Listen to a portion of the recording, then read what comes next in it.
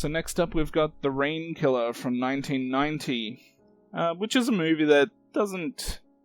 I don't hear anyone talk about it really. But essentially it's just it's a crime thriller and a slasher movie kind of rolled into one, as a bunch of detectives are on a case to find a serial killer who's attacking victims in the rain.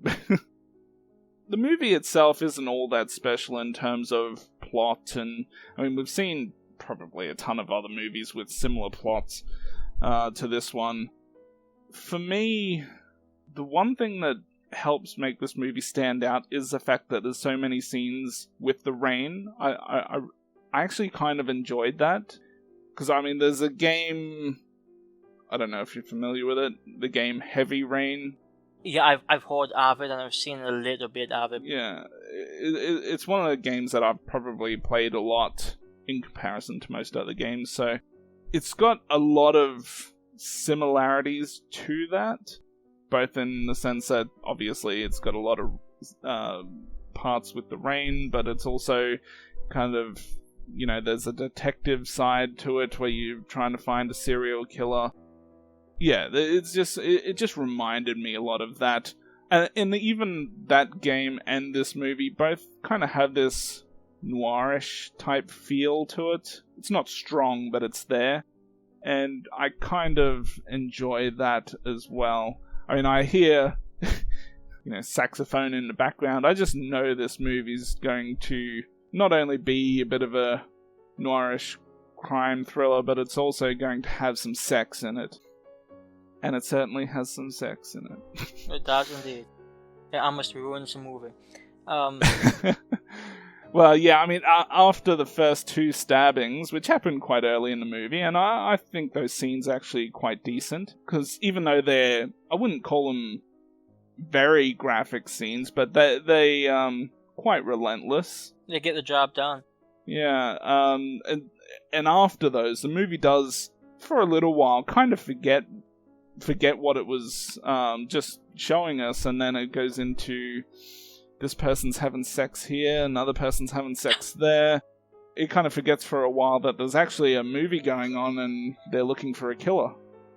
Yeah, so I enjoyed, probably for this very reason, I enjoyed the first 20 minutes of this one. I thought it was moody, I thought it was atmospheric, I liked the scenery, I liked the atmosphere of the rainfall on this guy chasing women with a knife.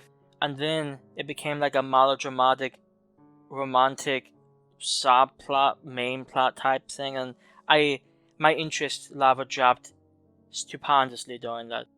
I mean, when they threw in the random guy with the stripper, like I get what they were going for, but at that point I was just like, I just wasn't feeling it, and I don't really much care for, to be honest, where the story went.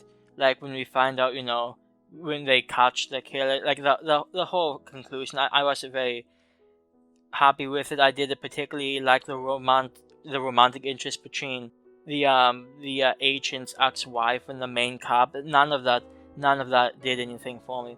So I really liked some of this movie, but then the rest of it it wasn't painful to sit through, but it just was not my cup of tea.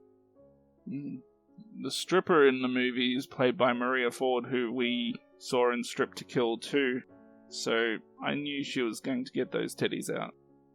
She was a decently attractive woman, and I'll say this, I thought she was a lot more attractive than the ex-wife. Okay, yeah. Yeah, wow. The fact that she has short hair almost kills it for me. I'm not into the short hair thing. I know you sort of are. I mean, Ellen Page is the most attractive actress in the country. Agree to disagree. I guess the idea of killing in the rain, the rain washing away the evidence, it's kind of a neat, more unique type of thing to see in a movie. I mean, we don't see too many movies either take place in the rain or for that very reason, so at least it does stand out a little bit to me just based on those things. It's a little different to some of the other slashers or thriller movies that you see. Now, out of interest, how did you run into this one? Was it just like a random watch one night? Well, the way I ran into this one is there's a couple of, there's quite a few boutique Blu-ray labels out there, or,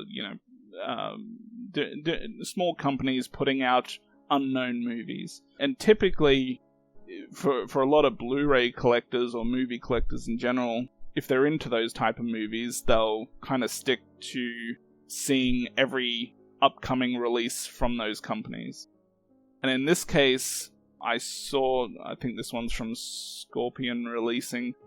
They release a lot of these more unknown movies from, 70s, 80s, 90s. And yeah, I mean, The Rain Killer, it's a decent title, I guess. The cover art intrigued me enough, so I just took a stab at it. I mean, I couldn't even find a clip on YouTube about it. Or maybe the only clip I could ever find is just the detective and one lady just having a conversation in her living room. That was it. It didn't really show anything. Like it was probably less than a minute. So it didn't really show any interesting parts to the movie. So I couldn't even find a trailer. So I just blind bought it, watched it. I thought it was decent. I had a good enough time with it. I'm more into thrillers, I think, than you are, so... Well, I don't think I know. And even though you can loosely call this a horror movie, it's first and foremost a thriller. Yeah, I will say the poster for this movie is pretty good material. The one I'm seeing has a sort of a tagline, and that sounds psycho, have showers been so terrifying, and showers, rain, it's pretty funny stuff. Yeah, and like I said, I really enjoyed the beginning of this. If they had just kept that feel throughout the movie, instead of toning it more to like even if they kept the thriller thing, if it was a thriller with good atmosphere, that's great. But I personally, the whole romantic, it became a pretty big plot point of this movie. The whole romance between the detective and the ex-wife. I didn't care. I didn't find much of the finale particularly emotional. It wasn't particularly heart-wrenching. I just didn't care. I did sort of like the main character played by Ray Sharkey. I thought he was occasionally pretty funny, but overall I felt more lukewarm toward this than anything else. Speaking of Ray Sharkey, as I sometimes do when I'm watching movies, I have a look at these people's IMDb profiles, see what other movies they've been in, to just maybe learn a little bit more about the actors that are in the movie. And I noticed that he died like a couple years after making this movie from like AIDS or something. Like, yeah, HIV, AIDS, yeah. Sharing needles or something, and yeah, it's just one of those things. Interesting thing to mention, I guess. Well, yeah, I mean, it's not even like the guy's much, he's not really an unknown actor. He was in some somewhat big roles. Well, I mean, big might be stretching it, but he was a known quantity, so it is sort of disappointing. I personally don't think I've seen him in anything, but when anybody ever dies like that young, I think he was 40 years old, maybe? Yeah, 40.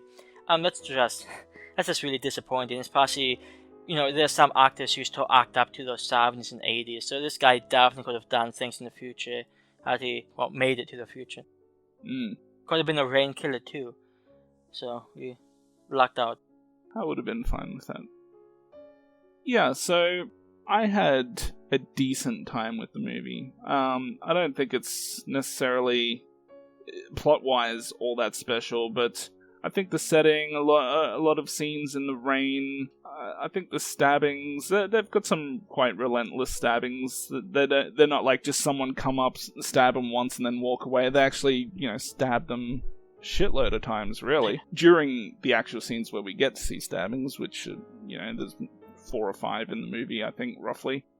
And I enjoyed the kind of noirish type feel with the sexy sax in the background and everything. It really set a decent mood for the movie, at least for me.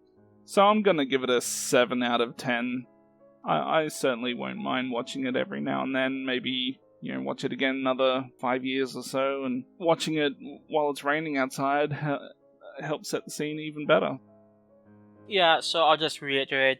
I think the movie did some things really well. Atmospheric and moody beginning. I thought that, like Chucky said, the stabbing sequences, they weren't bad. They were pretty decent.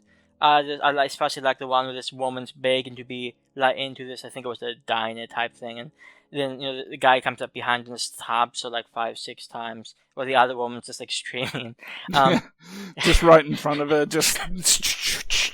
Yeah, to be honest, I'm so surprised the guy didn't try to break in and kill that woman, but I guess she wasn't useful as a witness anyway. That doesn't crack me up. Yeah. But I mean, the movie's okay. It's not special. And I really, like I said, I personally lose interest once they hit the romantic points really hard. But it's an okay thriller. So I'm just going to give this one a 6 out of 10. As my wife said while she was watching the movie, she didn't necessarily enjoy the movie, but she said she wasn't impressed with the titties. It didn't have any hot guys, and she felt the movie was predictable. So did you not find the detective guy hot? No, she didn't. So, that's a woman's perspective. Yeah, I will give her that. I did think some elements of this movie were somewhat predictable. Like I said, I found the ending, the answers behind the mystery somewhat disappointing. But it is a somewhat unknown movie, so I would definitely recommend you see it for yourself before you take any of our judgments seriously.